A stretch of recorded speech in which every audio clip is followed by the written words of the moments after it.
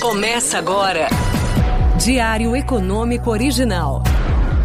Uma parceria entre o Banco Original e o Canal Rural, com uma análise das principais informações que impactam os mercados, a economia global e do Brasil. Apresentação Marco Caruso.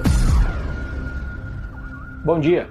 Hoje é 21 de março de 2023 e esse é o seu Diário Econômico Original.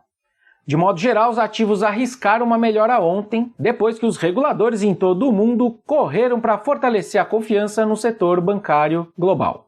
Tem um monte de senão no cenário, reconheço, mas também não dá para deixar de reconhecer que o acordo Credi e UBS reduziu sim o risco sistêmico de falências. Um ponto que está alimentando ainda um certo nervosismo nessa rápida aquisição, especialmente ali entre os investidores de dívidas, foi a liquidação de 17 bilhões de dólares em títulos do CS. O regulador suíço exigiu no domingo que alguns títulos do banco tivessem seu valor reduzidos a zero como parte do acordo de resgate. E segundo um texto da Goldman Sachs que eu li, essa foi a maior baixa contábil desse tipo de títulos em muitos anos. Mas, no fim, o viés lá fora, a segunda, foi de dólar fraco, bolsas no positivo e leve alta nos juros futuros. O setor financeiro ficou entre os maiores ganhos do S&P 500, liderados justamente pelas ações de bancos regionais nos Estados Unidos. Mas o First Republic Bank segue na mira dos investidores. Seus papéis chegaram a cair quase 50% ontem, depois de outro rebaixamento.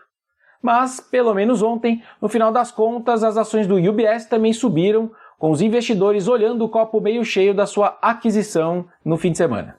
Naquela discussão agora sobre o que o Fed vai fazer na quarta, o mercado aumentou a chance de uma alta de 0,25 da taxa básica. A curva incorporava no fim de segunda agora quase 80% de chance contra 20% de uma estabilidade. Já para o fechamento do ano, os derivativos colocam o juro básico perto de 4% ao ano, o que representaria um cavalo de pau de quase 1 ponto percentual ao longo do segundo semestre. Ou seja, eles subiriam agora para logo depois cortar. Na minha leitura, para essa precificação fazer sentido, a gente teria que ter como certa uma instabilidade financeira mais aguda do que a que está aí, e dentro aí de 2-3 meses. Caso contrário, me parece uma guinada exagerada no curso das coisas. Eu não vejo hoje, até agora pelo menos, o Fed cortando taxas nessa velocidade e nesse timing. Mas enquanto a gente está aqui debatendo o que o Fed vai fazer nos juros, o seu balanço já conta uma história líquida e certa de retomada do tal do quantitative easing, ou flexibilização quantitativa, que eu já trouxe aqui algumas vezes. A injeção de liquidez já está nas ruas. Até esse mês eles vinham encolhendo o balanço, mirando ali voltar para o tamanho que tinha antes da pandemia. Mas a expansão de agora veio justamente para tentar fortalecer o sistema bancário junto com os programas de empréstimos de emergência que a gente vem comentando. Existe uma contradição entre subir juros e dar liquidez? Não na atual circunstância, a meu ver, quando você tem justamente dois objetivos contraditórios. Se conseguirem estancar mais rapidamente a desconfiança nos depositantes dos bancos, o Fed pode voltar a atacar a contento o excesso de demanda que tem lá nos Estados Unidos e essa inflação alta. Não sei se todos lembram, mas naquela crise fiscal que o governo inglês se meteu poucos meses atrás, o BC inglês agiu exatamente assim. Duas ferramentas distintas atacando dois objetivos distintos.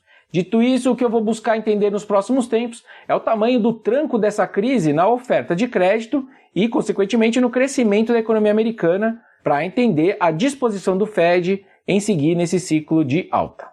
Por aqui no Brasil, nosso câmbio e juros seguiram as tendências lá de fora, mas o Ibovespa foi a grande exceção. Se o SP 500 subiu 1%, o índice aqui caiu 1% e voltou ali para casa dos 100 mil pontos. A maior contribuição negativa veio do setor de energia, mesmo com o petróleo finalmente subindo. Por falta de explicação melhor, vale lembrar que poucos dias atrás o Lewandowski do STF liberou geral a indicação de políticos para a direção de estatais. Já os bancos aqui seguem sofrendo com a suspensão da concessão de crédito consignado do INSS, depois que o Conselho Nacional de Previdência Social reduziu o teto de juro dessa modalidade. E aí, como resposta, diversos bancos interromperam a oferta de empréstimos consignados. Existe uma norma do Conselho Monetário Nacional que diz que os bancos têm que garantir a viabilidade financeira da operação.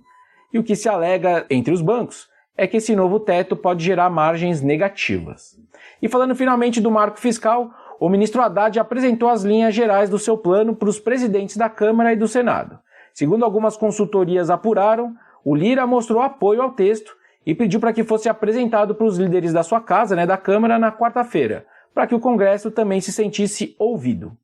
Entre outros fatores, me preocupam as exceções que podem vir à regra. Rodrigo Pacheco, por exemplo, citou no Twitter, tempos depois ali dessa reunião com o Haddad, que é preciso promover, abre aspas, ampla discussão no sentido de assegurar investimento em educação, saúde e infraestrutura. Se a gente incluir o social ainda nisso, a matemática fica bem complicada, pelo menos na minha cabeça. Afinal, o que sobraria para a gente conter as despesas? Enfim, a gente precisa dos detalhes para discutir isso aqui a sério. Se a ideia é influenciar o Copom com o marco fiscal, precisa ver também se vai dar tempo. Diz o jornalista Valdo Cruz do Globo News que a ideia ainda é tentar divulgar na quarta, antes justamente da reunião do Copom. Vamos ver. Bom dia, bons negócios e sorte sempre.